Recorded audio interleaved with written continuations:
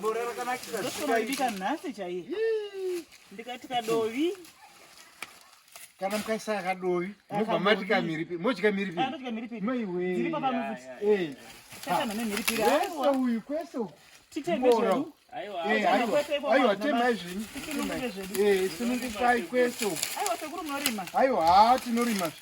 Aiwa, tinorima. Kamusikana aka ndo kanongopota iko kasenzena.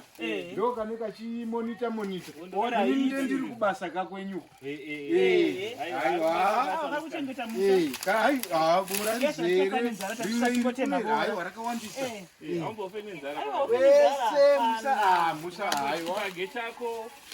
Achikabisa katoma Bora. Masarase.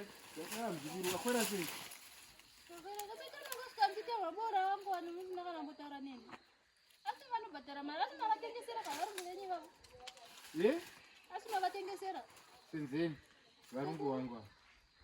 varungu wangu ndo anoita kuti uwane chikafu.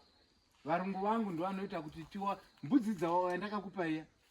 Zvinobva mumaoko ava. Hani vachikupa mari here kana mandine mashanda here. Ngavatipe mari ndotengesa imise kuri mukulantanho boora rangu. Chinyarara ndichakupa vatenga muzukuru.